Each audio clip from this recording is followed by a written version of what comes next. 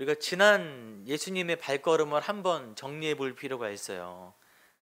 예수님이 사마리아 지역에 들으셔서 여인에게 복음을 전하시고 사마리아 사람들에게도 복음을 전하셨어요. 그래서 그들이 복음을 받아들이고 예수님이 이틀간 더 머물기를 원해서 그곳에 머물러 계셨습니다. 근데 왜 예수님이 사마리아로 가셨죠? 기억나십니까? 어디서 어디로 가는 길목이에요? 남쪽 유대에서 갈릴리로 돌아가는 통로에 사마리아가 있는 거예요. 일반 유대인들은 산길로 돌아가지만 예수님은 사마리아 길로 질러 가신 것입니다. 기억나시죠? 예. 예수님이 이제 원래 목적지인 갈릴리로 가시는 거예요. 예수님이 갈릴리로 가시면서 의미심장한 말씀을 한마디 하십니다.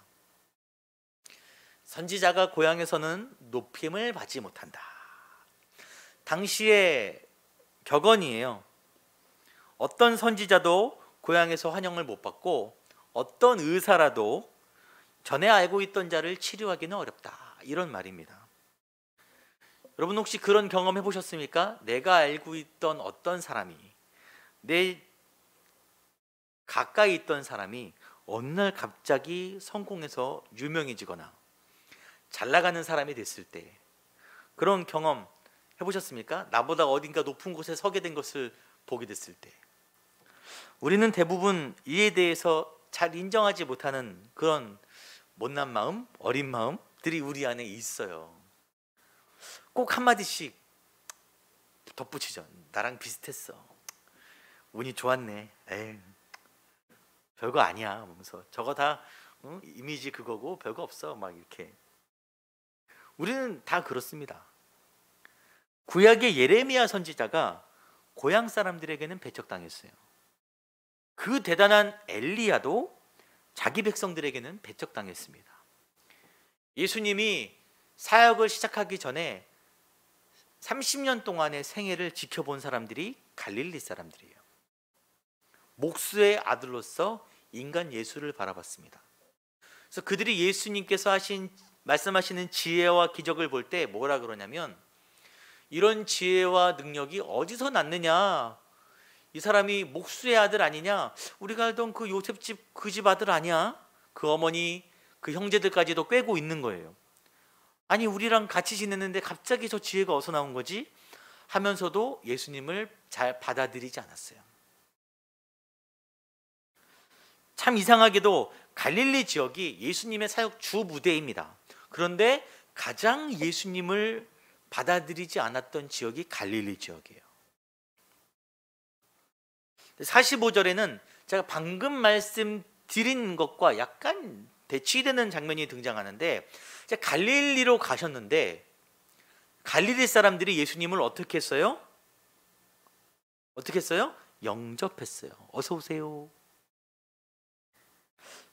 맞지 않죠? 고향에서 선지자가 대접받지 못한다 그랬는데 갑자기 영접을 했어요. 이 영접했다는 말이 도대체 뭐냐면, 요한복음 2장에 여러분 기억나실 거예요. 이 사람들에 대한 언급이 있습니다. 이 사람들은 지금 명절 때 예수님과 같이, 예수님하고 따로 갔겠지만 아무튼 비슷한 때 예루살렘에 갔다가 거기서 예수님이 하신 놀라운 표적과 말씀을 듣고 예수님을 믿은 사람들인데, 기억나실 거예요. 많은 사람들이 그가 행하시는 표적을 보고 그의 이름을 믿었으나 예수님은 그의 몸을 그들에게 의탁하지 아니하셨다. 기억나시죠? 믿지 아니하신 거예요. 왜 그들은 믿었으나 예수님은 안 믿었냐? 그들은 뭘 믿은 거예요? 예수님의 기적만을 보고 믿되 그 믿음에 자기 욕망을 투영시키는 거예요. 저런 분이라면 나를 부자로 만들어 줄 수 있어. 저런 분이라면 이 지긋지긋한 어려운 일들을 끝내줄 수 있어. 나를 성공시켜 줄 수 있어. 이런 기대감에 예수를 따랐다는 거죠. 예수 믿으면 부자 되고 잘 된다는 말씀을 드리기가 어려워요. 예.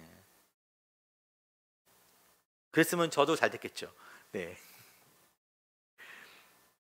실제로 갈릴리 많은 사람들이 예수님의 사역 초중반까지 구름처럼 예수님을 따라다녀요. 만 단위로 막 따라다닙니다. 근데 점점 줄어들어요. 십자가 얘기를 하자 점점 사그러들다가 결국 다 없어집니다. 극소수의 사람만이 제자의 길을 걸었어요. 자, 그런데 여기서 한번 정리를 해보면 예수님이 지금 어디에서 어디로 가냐면 사마리아에서 갈릴리로 가고 있었습니다. 사마리아에서 예수님이 얼마나 환영받았습니까? 그 말씀이 얼마나 영향력이 있었어요. 이틀을 머물러 주세요라고 했지만 2년이라고 왜 안 머물고 싶겠어요? 그런 곳에 2년이 뭐예요? 평생을 그곳에 머물면서 사역을 하고 싶은 마음이 왜 안 들겠습니까? 나를 인정해주고 받아주고 내 말이 그들에게 영향력이 있는데. 그런데 예수님은 그 역동적인 사역지를 떠나버리고 어디로 가시는 거예요? 갈릴리로. 걔들은 나를 인정 안 해줄 거야 하시면서도 그 지역으로 가시는 거예요. 예수를 따르는 제자의 삶이란 이런 거죠. 여러분, 누군가가 나를 인정해 준다고 해서 너무 거기에 매여 있으면 안 됩니다. 어딘가 나를 필요로 하고 나를 이렇게 떠받들어 준다고 거기 머물면 우리의 믿음이 바른 길로 못 갈 확률이 높아요. 우린 오직 복음이 지시하시는 방향으로 나를 인정해 주지 않을지라도 외로운 길일지라도 걸어가야 하는 것입니다. 자, 이제 말씀으로 이제 계속 들어가는데, 요한복음을 반으로 똑똑해서 전반부를 어떤 책이라고 하냐면 표적의 책이라고 제가 초반에 말씀드렸어요. 요한복음에 몇 가지 표적이 등장합니까? 7가지 표적이 기억 다 나시죠? 네. 그 첫 번째 표적은 가나에서 혼인잔치가 있었는데 거기서 뭐를 바꾸세요? 물을 포도주로 만드십니다. 여러분, 그 의미가 뭐예요? 표적의 의미가 뭐냐면 하나님과 우리 사이에 잔치가 완전 망가진 거예요. 포도주가 떨어졌어. 잔치가 끝장난 거예요. 근데 예수님이 포도주를 상징하는, 어제 우리 성찬식 했는데 자기 피로 그 잔치를 다시 회복시켜 주신 것이 첫 번째 표적의 의미입니다. 오늘 두 번째 표적이 등장하는데 왕의 신하의 아들이 병에 걸린 것을 낫게 해주시는 거예요. 왕의 신하가 있어 그의 아들이 가버나움에서 병들었더니, 이 병은 그냥 아픈 게 아니라 죽음이 확정된 임박한 중증입니다. 그래서 이 아들을 치료하셨다는 것은 죽을 사망에서 생명으로 그를 옮기셨다는 것이 돼요. 요한복음의 저자가 이 첫 번째 표적과 두 번째 표적을 이렇게 기술하면서 어떤 장치를 설치해 두는데 뭐냐면 유사한 부분을 많이 이야기합니다. 두 사건은 유사해요. 두 번째 표적도 갈릴리 가나에서 일어난 일이죠. 첫 번째 표적도 가나에서 일어난 일입니다. 둘 다 남쪽 유대를 갔다가 와서 한 일이에요. 여러분 기억 안 나셔도 됩니다. 남쪽 유대를 갔다 와서 행하신 일이에요. 공통점을 연결짓는데 그 의도가 뭐냐면 차이점을 보여주기 위해서 그래요. 공통점이 있지만 첫 번째 표적과 두 번째 표적은 차이점이 있습니다. 그 차이점이 이렇게 완전 다른 게 아니라 점차 이렇게 강화되는 느낌이에요. 뭐냐면 첫 번째 표적은 현장에서 물을 포도주로 바꾸셨고, 두 번째 표적은 몇십 킬로 떨어져 있는 아이가 나았다라고. 원거리 치료. 네. 뭔가 발전한 느낌 있죠? 근데 이보다 더 중요한 것은 첫 번째는 물질이 변화된 거예요. 물이 포도주가 됐어요. 여러분, 연금술 들어보셨습니까? 어떻게든 일반 물질로 금을 만들려고 사람들이 노력했어요. 왜 노력했습니까? 부자가 되려고. 연금술에 아주 목을 메었었습니다. 두 번째 표적은 사망에서 생명으로 옮겨지는 거예요. 물질적 변화에서 이제는 생명의 변화로 발전되는 것입니다. 그래서 저자 요한은 우리의 믿음이 어떻게 발전돼야 하는지를 보여주는 거예요. 물질적인 믿음에서 영적인 믿음으로. 자, 이렇게 잠시 접어두고, 이 이야기 다시 나옵니다. 잠시 접어두고 바닥에 깔아두고 오늘 이 얘기를 한번 보도록 하겠습니다. 왕의 신하가 있어요. 이 왕은, 여기서 말하는 왕은 헤롯입니다. 헤롯. 여러분, 어제 성탄절 예배 드릴 때 예수님을 죽이려 했던 왕이 누구예요? 헤롯이에요. 근데 여기도 헤롯이죠. 같은 헤롯인데 이 헤롯은 헤롯 왕의 아들입니다. 헤롯 안디바라고 합니다. 헤롯 안디바를 이야기할 때 그 앞에 분봉왕이라는 말이 붙어요. 분봉왕 들어보셨습니까? 이스라엘을 4분의 1로 쪼개서 각각 통치하는 왕이 분봉왕입니다. 헤롯 안디바는 갈릴리 지역을 통치하는 왕이었어요, 당시. 근데 그냥 신하라고 안 하고 왕의 신하라고 합니다. 왕의 측근이에요, 측근. 요직의 인물입니다. 그런데 그가 그 큰 권력을 가지고도 자기 아들을 살려요, 못 살려요? 못 살려요. 안 되는 것입니다. 낙심하던 차에 어떤 소식을 들었냐면 예수라는 사람이 유대에서 올라왔는데 놀라운 사람이다라는 소식을 들었어요. 그래서 지푸라기 잡는 심정으로 허겁지겁 달려옵니다.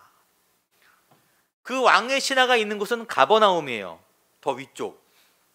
예수님이 계신 곳은 가나입니다. 거리가 34km 정도 떨어져 있어요.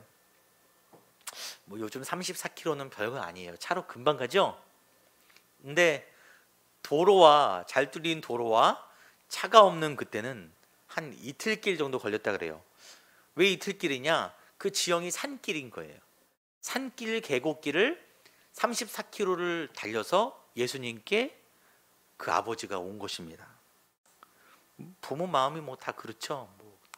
34km가 뭐 100km도 못 갈 게 뭐가 있겠어요. 자녀가 죽게 생겼는데.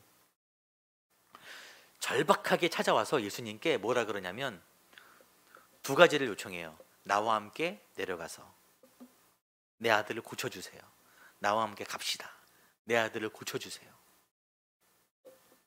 뭐 당연한 얘기겠죠. 모셔가는 게. 예수님이 그에게 뭐라 그러시냐면 가라, 내 아들이 살았다. 안 따라가세요. 가라, 내 아들이 살았다. 그 다음에 뭐라고 나와 있어요? 그 사람이 예수께서 하신 말씀을 믿고 가더니. 되게 뭐가 신령해 보이죠, 뭔가?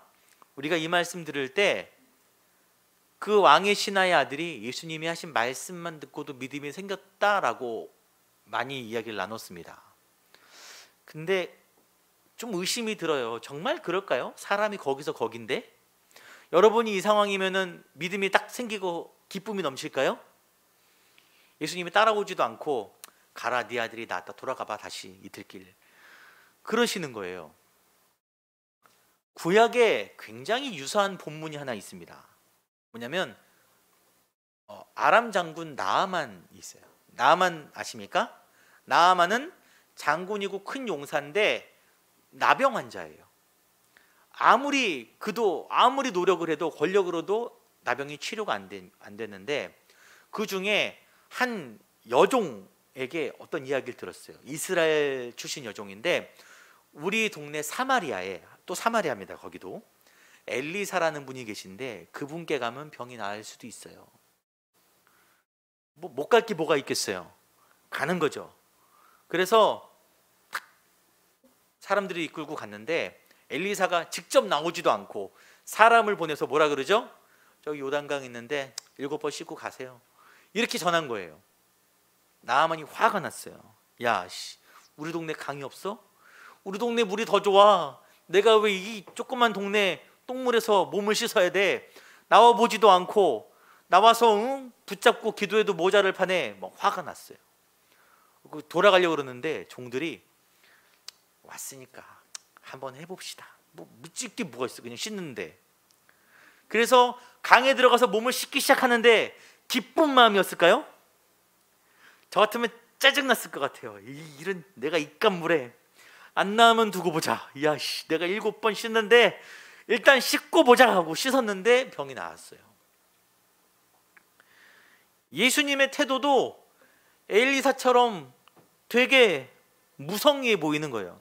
가라, 아들 낳았다. 아니, 그렇게 말 한마디로 해결될 거면 이 먼 길을 왜 왔겠어요? 그거 왕의 신하가 왜 돌아갔냐? 뭐 안 돌아가면 어쩔 거예요? 아들이 죽을 날이 얼마 안 남았는데 빨리 가는 수밖에 없죠. 가는 것밖에 없어요. 그의 마음을 들여다볼 수 있는 정황이 바로 다음에 등장하는데, 돌아가는 길에 가버나움에서 오는 자기 종들을 만납니다. 그 종들이 엄청난 소식을 전해줘요. 어떤 소식이죠? 주인님, 주인님의 아들이 씻은 듯이 나았어요. 살았어요. 이렇게 막 좋은 소식을 전해줍니다. 여러분, 그런 소식 들으면 뭐라고 대답하죠? 대부분 정말? 정말? 이렇게 얘기해야 되는데 왕의 신하가 뭐라 그러냐면은 나았어요. 몇 시에? 몇 시냐고 물어봅니다. 왜 물어보죠? 그가 돌아가는 길에 예수님께 어느 정도 화가 나 있어요. 예수님의 말을 인정하기 싫습니다. 예수님의 불편함에 그 소문과는 다른 그 불친절한 그 싸가지 없는 사람 막 욕을 하고 있을 수도 있어요. 그런데 아들이 낳았다는 소식을 들었으나 그게 예수님이 하신 거라고는 믿기 싫은 거예요. 판단, 우연일 거라 생각을 합니다. 여러분은 지적으로 판단을 한다고 생각하시지만 대부분 감정적인 거 아시죠? 우리는 감정적으로 판단해요, 대부분. 교회에서 마음이 상하면 그 다음부터 심지어는 진리마저도 이상하게 보입니다. 다 이상하게 보여요. 그래서 우리가 서로 마음을 상하게 하면 안 됩니다. 그런데 그 종이 뭐라 그러냐면 어제 7시는 오후 1시인데 그때가 예수님이 아들이 낳았다라고 말씀하신 때인 거예요. 그래서 그때서야 그가 믿고 그와 온 집이 예수님을 영접했습니다. 해피엔딩이죠. 자, 이제 이 모든 이야기, 아까 했던 이야기들을 이제 우리가 종합해야 돼요. 도대체 뭐냐, 이 이야기가 전해주는 의미가. 왕의 신하가 처음 예수님께 나아가서 아들을 살려달라 했을 때 예수님이 한 말씀을 하셨습니다. 그래서 어떤 말씀을 아주 냉소적으로 하셨어요.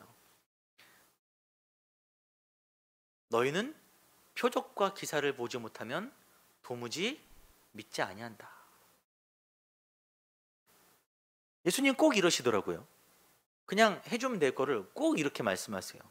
가나안 혼인잔치에서 그 잔치 포도주가 떨어져 갖고 어머니가 어떻게 좀 해보라고 했을 때 여자여 나와 무슨 상관이 있나이까, 내 때가 아닙니다.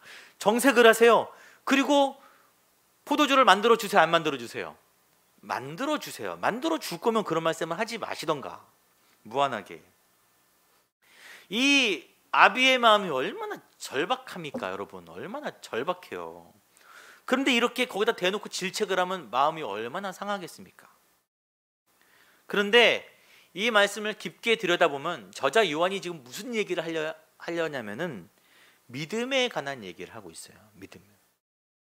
보지 않으면 믿지 아니한다라는 이 구절이, 이 어구가 신약이 60번 등장합니다. 그 중에 54번이 예수님이 하신 말씀이에요. 예수님이 왜 이렇게 많이 말씀하셨냐면 여러분, 우리가 유대인들과 예수님의 이 얽힌 이야기들을 볼 때 공통점을 발견할 수 있어요. 니고데모 이야기도 마찬가지고, 니고데모도 표적을 얘기하죠. 유대인들도 표적을 따라 예수님을 믿죠. 그들이 표적과 기사가 있어야만 믿는 표적주의적 신앙을 가지고 있는 거예요. 그래서 예수님이 그것을 지적하는 것입니다. 너희는 봐야 믿냐? 꼭 먹어봐야 아냐? 그 얘기를 하는 거예요. 그런데 참 이상한 게 지적으로 끝나지 않고 표적을 보여주세요, 안 보여주세요? 보여주세요. 참 이상하죠. 아까 첫 번째 표적과 두 번째 표적의 차이가 뭐라 그랬어요? 물질적 변화에서 생명의 변화로 나아가고 있죠. 한 가지 물어볼게요. 왕의 신하가 예수님을 찾아왔을 때 그의 마음이 그가 믿음으로 찾아왔을까요? 믿음으로 왔어요? 좀 질문을 비틀어서, 여러분 처음 교회 오셨을 때 믿음으로 교회 가셨나요? 결과적으로 성령의 인도로 우리가 교회로 왔지만 믿음이라고 말하기는 뭔가 부족한, 제가 1부 때 여러분 믿음 있으십니까? 했더니 다들 대답을 못 하시더라고요. 여러분 믿음이 있으십니까? 뭔가 대답하기 어려워요. 없는 것도 아닌데 확실하게 말하기도 애매모호하고, 뭔가 부족한 마음으로 우리는 교회에 발을 디뎠어요. 내 연약함이 없었다면, 내가 망하지 않았다면, 내가 힘들지 않았다면, 아프지 않았다면 내가 예수를 찾았을까요? 저 같은 경우는 외로워서 처음에 교회 왔어요. 외로워서. 사람들이 좋더라고요. 어떤 이들은 삶의 절박한 문제 때문에 해결받기 위해서 예수님을 찾아온다는 거예요. 그리고 막 기도를 합니다. 저도 뭣도 모르고 기도했어요. 그러면 그 기도를 들어주세요, 안 들어주세요? 들어주세요. 더 잘 들어주십니다. 그리고 성숙한 믿음의 사람들은 기도는 잘 안 들어주세요. 좀 연약하고 잘 모르는 사람들, 막 예수 이름밖에 모르는 사람들 기도 더 잘 들어주세요. 저도 뒤돌아보니까 다 응답해 주셨더라고요. 물론 제가 원하는 방식은 아닙니다. 하지만 어쨌든 응답해 주셨어요. 뒤돌아보니까. 저는 이런 경험들이 신앙의 나이테라 생각을 하는 거예요. 나이테가 늘어갈수록 우리 믿음이 자라간다는 거죠. 여러분의 믿음이 지금 자라가고 있습니까? 자라가고 있어요? 우리는 보지 않고 말씀을 믿는 믿음이 더 중요하다라고 얘기를 해요. 그렇게 계속 강조를 합니다. 물론 그러면 얼마나 좋겠어요. 하지만 그런 믿음이 쉽습니까? 일반적인 믿음이 아니에요. 그리고 계속 그런 믿음을 마음속에 두고 있으면 자칫하면 자기 착각과 교만 속에 빠져들 수도 있어요. 믿음이 아닌데 믿음인 것처럼. 여러분, 성경에서 의심이 가장 많았던 사람이 누구죠? 의심하면 누구예요? 도마죠, 도마. 내가 그걸 찔러보지 않고는, 그 구멍에 손가락을 넣어보지 않고는 믿을 수 없다. 예수님이 넣어봐라 그런 거예요. 만져봐라. 그 참 믿음이 없어 보이는 도마가 인도까지 가서 복음을 전하다 비참하게 순교했습니다. 여러분의 믿음이 성장해 가기를 바라요. 정체되어 있는 믿음이 다시 예수님께 한 걸음 한 걸음 나아가면서 견고해지기를 바랍니다. 그러기 위해서는 뭘 해야 되냐면은 나아만처럼, 왕의 신하처럼 예수님께 문제를 가지고 나아가야 돼요. 간절히 기도하고 기도한 대로 걸음을 걸어봐야 됩니다. 나아만 장군처럼 의심하면서도 몸을 씻어봐야 되고, 왕의 신하처럼 불확실하지만 돌아가는 길목에서 고민도 해봐야 되는 거예요. 그 가운데 하나님께서 우리 삶에 어떻게 역사하시는지 지켜봐야 합니다. 경험이 있어야 돼요. 여러분, 가만히 있으면 믿음이 안 자랍니다. 우리는 어느 날 갑자기 나에게 오늘 예배 가운데 신령한 은혜를 주실 거라고 막 갑자기 성령께서 역사하셔서, 안 그래요. 정말 특별한 게 아니면 안 그렇습니다. 가만히 있으면 죽도 밥도 안 되는 거예요. 올해 믿음이 내년 믿음이고, 내년 믿음이 그 다음의 믿음인 것입니다. 그래서 우리는 계속해서 하나님께 좌충우돌 부딪히면서 믿음의 나이테를 늘려가야 되는 거예요. 확인해 봐야 됩니다. 보고 믿는 게 왜 안 돼요? 보고라도 믿어야죠. 여러분, 보고라도 믿으시기 바랍니다. 진짜 이상한 기도지만 해보시고 어떻게 역사하시는지 한번 점검해 보세요. 그러기 위해서는 기도의 자리로 나오셔야 됩니다. 저희 수요일에도 함께 기도하는데 어렵겠지만 가끔이라도 한 번씩 나오세요. 그래서 기도해 보시기 바랍니다. 간구하지 않으면, 두드리고 찾고 구하지 않으면 얻을 수 없어요. 올해 마지막 주일 예배인데 항상 연말이 되면 후회가 가득하죠. 올해도 마찬가지일 것입니다. 후회가 더 많아요. 하나님, 이 후회를 딛고 다시 한번 예수님을 향해 믿음으로 나아가는 내가, 우리 교회 성도님들이 되게 해달라고 그렇게 기도하며 나아가는 시간 되기를 소망합니다.